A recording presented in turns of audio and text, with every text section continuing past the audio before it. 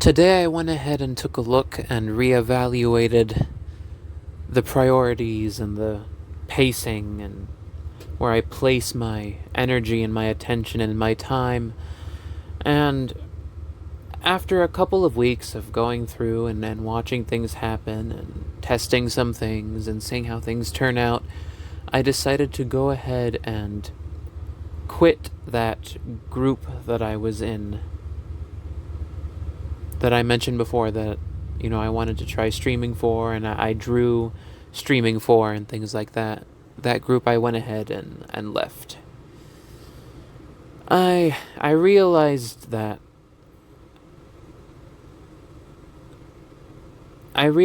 there was nothing really there at all. No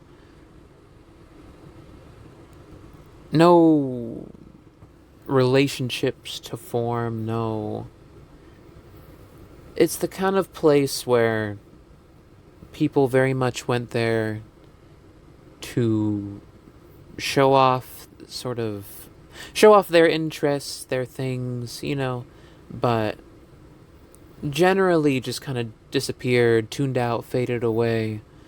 If it was anything that fell outside of that interest, there was no real engagement between the people. People just kind of showed up, posted the same, meme image over and over. They did their gag. They played their kind of caricature of a person. And then they would just kind of go, and it was a really, as exciting as it was for those first few weeks, I realize the way it's developed, and like general just kind of indecisiveness, just me not really existing in the same world as them, just mentally, behaviorally, physically. It was a really shallow experience for me.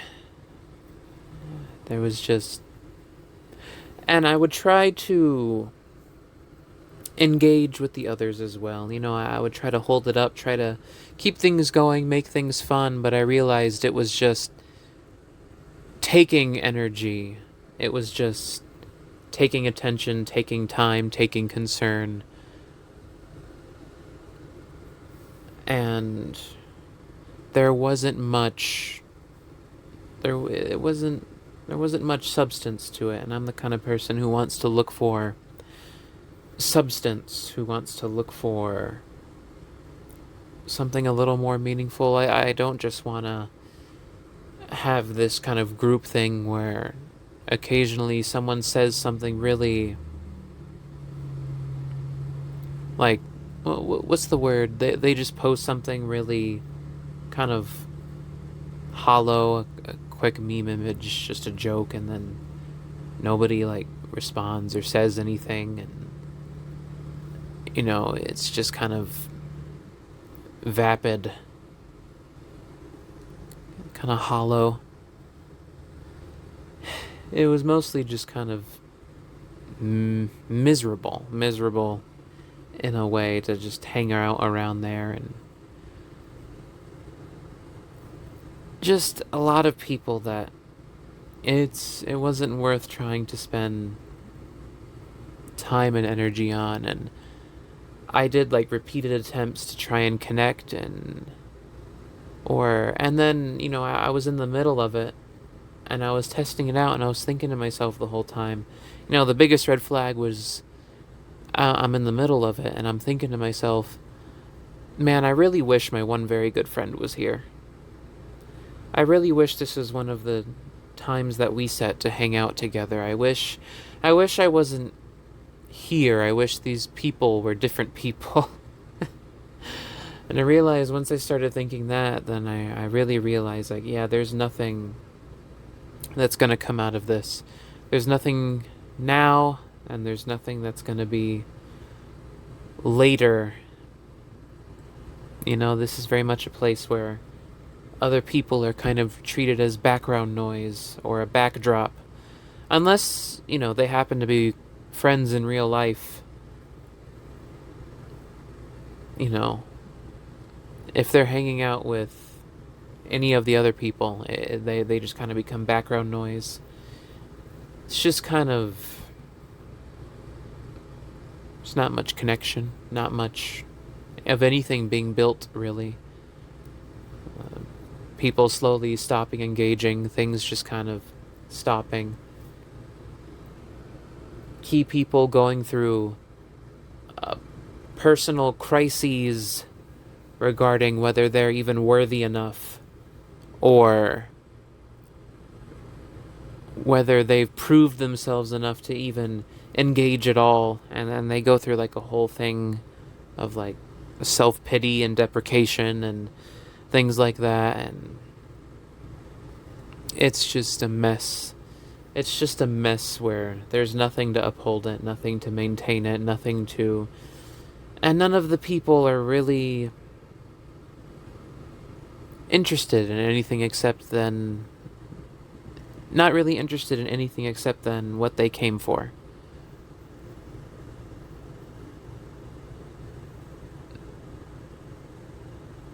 And I do think at least that I'm the kind of person who wants to form more of that back and forth connection, you know? Like a more like more of a relationship, you know?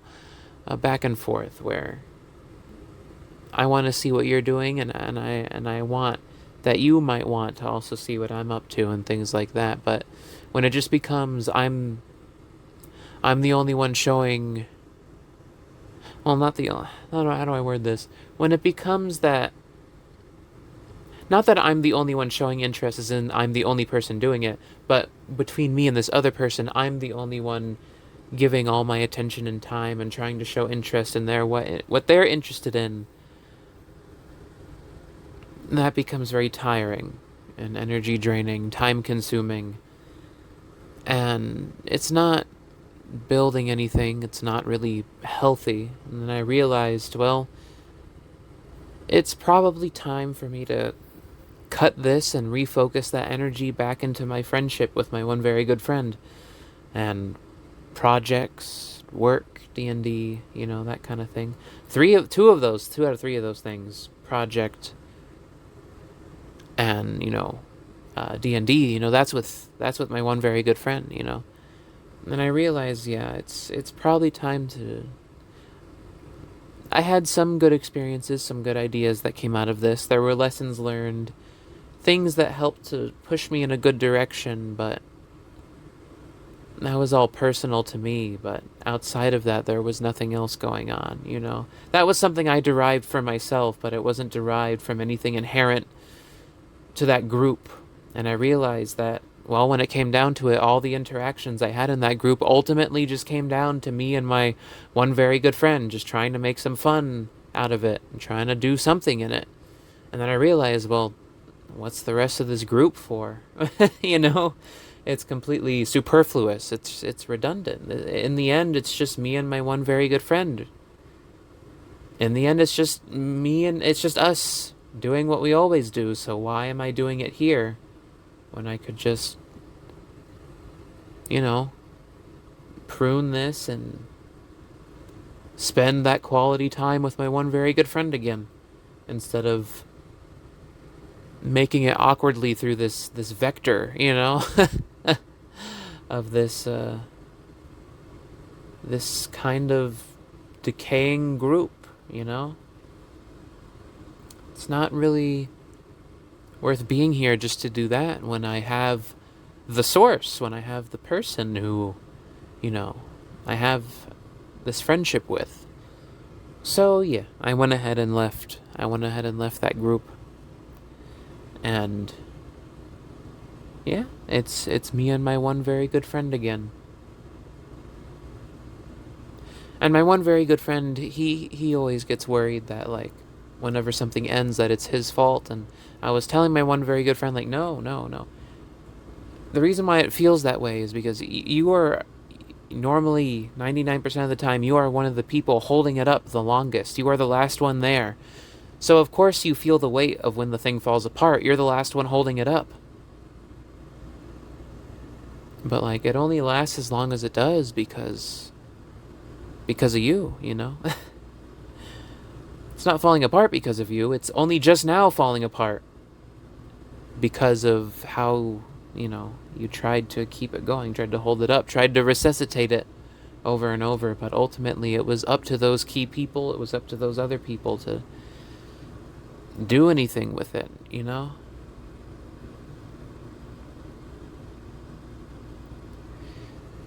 Yeah. So, that's how it turned out, basically. And I don't mind. I feel a strong sense of relief that that is off my mind now, you know? And I can go back to kind of focusing on what really matters in the end, what matters to me and what just matters in general. Being able to focus quality time on quality relationship and making it meaningful, you know? Not having these sort of vapid, kind of empty interactions just out of obligation. Just for the sake of, well, I joined the group, so I might as well, like, I kind I have to, I ought to, that kind of thing. And it just kind of turned into, like, a job, you know? It turned into obligation but I didn't really want to be there anymore. And the things that I wanted while I was there is nothing more than just, you pull back the curtain, you take the skin off of it, and it's just something I already had and didn't need that place in order to have it or to do it, you know? So yeah. I feel like, in a way, a good thing to come out of it is that it strengthened the relationship between my one very good friend and I. It showed us another way to have fun and play and, share another facet of the way we think, our imagination, the way we engage with each other. It broadened the horizons of what we thought was possible between the two of us. But, you know, beyond that, nothing. There was nothing else from it. Nothing else to it. Nothing else about it. So yeah. And, let me think. Is there really anything else? Oh, yeah. Just from today's events, Oh, yeah, another thing I realized is, like, that short comic thing. I was thinking to myself, I'm making steady progress on it, but I'm not able to spend, with all the other work things I'm having to do, I'm only able to make, like, a line at a time, which is, that's perfectly fine. But what I was thinking to myself is like, oh, what if they're gonna wonder about it, and like, oh, they're gonna ask about it, or like, and then I thought to myself, like, no, they're not. They probably forgot I ever brought it up or mentioned it or anything like that, And like, it doesn't really matter. It doesn't really care. It was just hot air, that kind of thing. So that was another thing that just kind of made me like, yeah, I'm leaving that be. But, yeah, so today I did several job applications. I'm not sure if I'll record a new part of Metroid Prime today. Going to work on some other things, I think. In place of that. Mainly like job applications, job searching. What else? Job searching, job applications. Working on the smallest first steps of different ideas, things like that. Taking that first, make it exist kind of thing. What's that first smallest step I can take that just gets me that one bit closer? Thinking about things like that. But, yeah, it's good to have the priorities shifted around again back to equilibrium, back to kind of where they belong.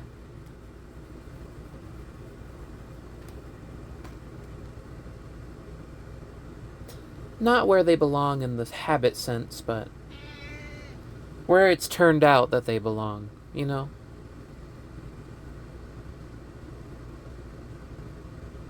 Maybe where they belong isn't the right word for it. Where they aligned back to. I think that's a better way to say it. Because I'm thinking about all the good things that came out of it, and back to where they belong kind of implies a reversal. But this isn't really a reversal. It's a growth with some pruning, you know? The tree is bigger, but we did have to cut off a branch in the process. That's a good way to put it, I think. Yeah. I had a dream last night. This is the last thing I'll talk about. But in terms of real life stuff, yeah, thinking, and then there's that. In terms of